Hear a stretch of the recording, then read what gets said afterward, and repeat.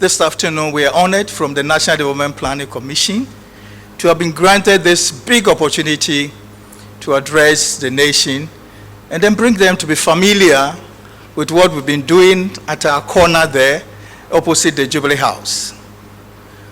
We have a clear mandate, which is in the Constitution, the Article 87, which gives us two primary responsibilities. The first one is to advise the President on issues related to policy, strategies, and also programs and projects of planning in the country. The second one is to embark upon key studies and also be able to develop development plans, rolling plans for the country, the long-term, medium-term, and the short-term perspectives, which then fits into our budget for all the implementation results that we realized. So this afternoon, we're going to go through our logical process of how we develop these plans and what we're doing currently, and then also take up the issue of going forward, how we're dealing with the critical issues of food and nutrition security, preparing ourselves for the big global conference which is coming up in New York in September. And then so the second part, a process which we initiated some time ago on the Ghana macroeconomic model and the result that is coming from it and its effect and implications for our country. And then finally, we'll give you tidbits about the crucial assignment we're currently on, which is the development of the medium-term development plan for the years 2022 to 2025, as the one we're currently going through is ending in 2021. Thank you very much. So that's how we're going to go.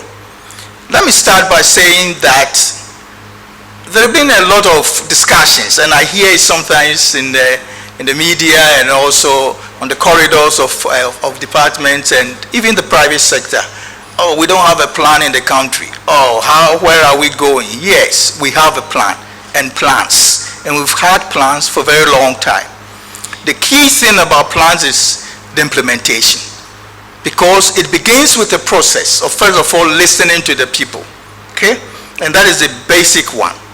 We've gone through the best time for planning is now, because we have a long perspective plan which looks at where we would like to be as a country at the time that will be 100 years. And it's looking at it in 4 phases. Giving for ourselves a goal by which Ghana will be an industrialized and economic and inclusive economy so far as development is concerned. Looking at the second area where we can say that yes, we have equitable access to social facilities and be able to enhance and create our human capital. The third area is looking at how we can also develop in terms of our technology, in terms of our infrastructure, and in terms of the settlements that we live in and organize ourselves as human beings and people from Ghana, and how this will also relate to the environment that we live in to make it sustainable.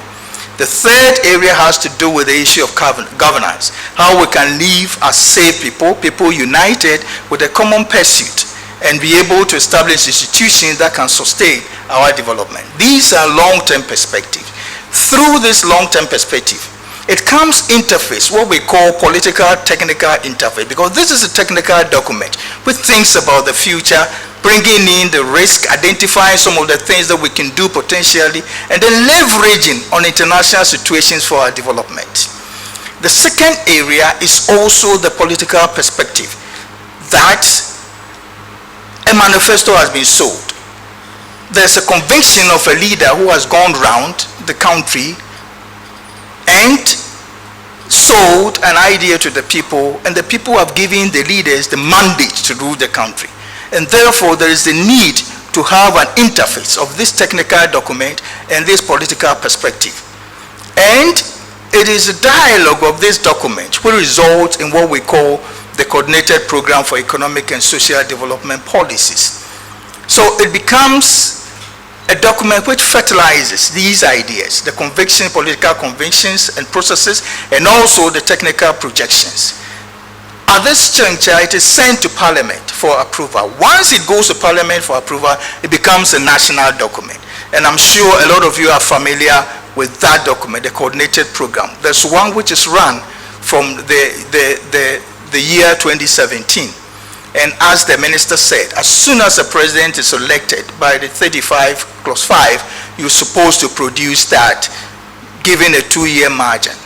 And as I said, this is the best time for planning, because for the last one in 2017, we did not go through 2 years. By the first 6 months of the presidency, this document had been produced and submitted to Parliament in October that very year. So for the first time in our history, we had a coordinated program, which is a harmonized vision of this country, bringing in the elected and then also bringing in the technical dimension to pull together to give us a vision for our country for the next 4 years, was approved by the Parliament by October the first year. And so it was a good time for planning, meaning that we're able to develop the medium-term development framework, which is the specific activities for every sector to pursue in order to achieve this concerted vision, was also produced in that very year. And therefore, the very first year, we're able to have a budget the following year which was influenced by this thinking. And I'm sure a lot of you saw that, because the framework is also what indicates to the various sectors, the regional coordinating councils and the district assemblies what they are supposed to do. And this is currently what we are pursuing. So you look at it, the long-term perspective, the coordinated program which looks at 8 years, and then also the development framework which looks at specifically 4 years. Why we do that is that, in that sense, we're able to reduce the assumptions from that whole period of about 40 years into 8 years, and consequently into a 4-year period where the assumptions are very, very perceptible and most probably coming up. So that's what we did, and that's what we're going through. That we did the first phase, we are going through a second phase, which is going to start with implementation in 2022. We've gone through a national consultation process. I have personally told almost all the regions in the country. I'm left with only one to go to, all the regions. I've made 32 district assemblies, having discussions with them. Why? Because it is necessary for us to build a concerted agenda for all of us to go through it and then pursue. So within the 4 years, what are we pursuing? The discussion is that within the 4 years, bringing together all the long-term perspective, the president coordinated program, we're saying that the first one, we're going to create a sustainable economy which is inclusive and be able to resolve some of the economic challenges that we're going through. So for the first 4 years, we need to create, the second 4 years, we need to create a stable economy and then also revitalize. Okay, given what we've gone through with the COVID. The second area is also to sustain the burden of these social facilities. Okay, which is very important, and more precisely to look at the development of our human capital. Why are we emphasizing that? We have the advantage of now going through what we call the demographic dividend. It means that our youth board is growing. The number of the people who can consider to be the youth between 15 and 35 is enlarging, is growing. And there is the need for us to take advantage of this population. And therefore, the emphasis on human capital development in the first 4 years is very, very important. The other thing which we are also doing is to also broaden our infrastructure. I'm sure we just showed a video of also a long-term Ghana infrastructure plan which we have developed. And within the 4 years, we're looking at how we can take advantage of some of these economic infrastructure. We heard about roads, you heard about the railways, you heard about the ports, you also heard about some of the social infrastructure, and most excitingly, the ICT and digitalization process which this country has initiated. This is crucial for these 4 years, because it is the time for us to leverage on what we have built already, the experience we've gone through, particularly with the COVID situation, and how we can leverage that. In this part of the 4 years is also to revitalize, to really come up again after the COVID. And therefore, I'm sure you heard about the CARES program, okay? The COVID-19 alleviation and revitalization of enterprise support program, which was established by the government, and this is incorporated as part of this medium-term program to look at specific areas which we can take advantage of. Precisely the digitalization process, the support for SMEs, and I'm sure the last month you heard about the launching of the GEA, which is taking up this process. We're also looking at how we can take advantage of the development of the pharmaceutical sector, and which was obvious for us during the COVID time that this is an area we can take advantage of. We're also looking at how we can also take advantage and look at our housing situation. We saw it, how we went virtually far wanting during the COVID period, and how we can take advantage of building and improving upon our housing and not just houses. This is very important for us to look at this into the third term. But primary among this, in this second term of our medium-term plan, is the creation of jobs, targeting the youth, emphasizing on areas that can help us to build not only the national economy, but the local economies, because that is what can be looked at as inclusive economic development. How do we build our local economies? How do we pursue the national agenda of job creation? The agenda for jobs and prosperity is not only for national institutions, but it's only also for us, particularly those of us at the district level.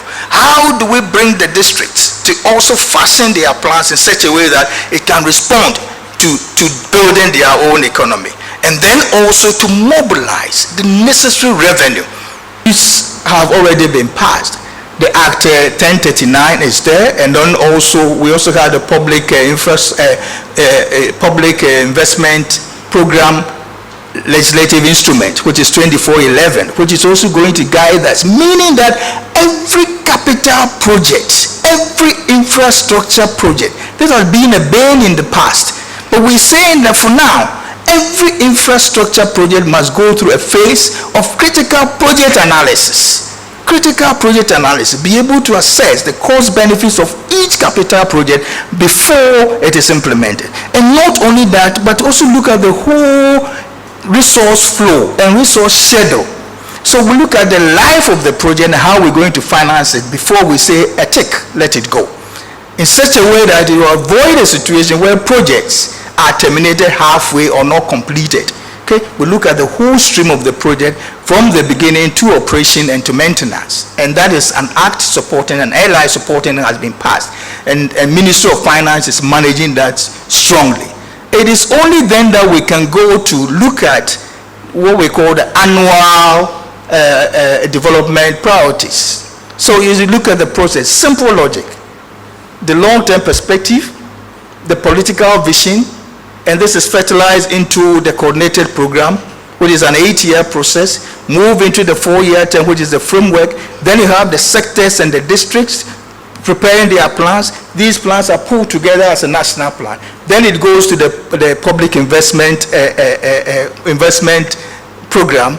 Then it goes to the next stage, where we look at it in annual terms and set up the annual priorities. And then finally to the budget, and then implementation. So the budget, there's an approval and then implementation. But critical to this is also the issue of monitoring and evaluation. We've already done a midterm assessment of the medium-term plan, which we did in the past, which has become key input moving forward, bringing in lessons. And critical amongst it is what we've gone through as a COVID period. And therefore, we are giving a lot of credence in this plan to resilience building, such that in case there's any other thing hitting us as a country, how do we come back? Okay, and that is very important in this process. So monitoring and evaluation is key for us. We've already generated reports to that effect in respective sectors. And then finally reporting, which we do annual progress report and send it to Parliament. So basically this is what we've been doing there as our process, this logical process. Whatever activities that I'm going to talk about is just an expansion of this logical process. And all that we have done is to create leverage, create logic, create predictable sequence, create what we call complementary activities, because different sectors are pursuing different programs, and it's up to us to make sure that they complement each other in the pursuit. and then also finally meet the priorities of the government and what we want to pursue as people of the country as approved by Parliament. Let me add a few things to do with our coordinating activities. We've been enjoined as a National Development Program to help in pursuing these coordinating activities. And therefore, we've gone through a nationwide consultation. My team has been on the field since January, working out, getting views from the private sector, from district assemblies, from the civil societies, meeting the various sectors in a continuous meeting.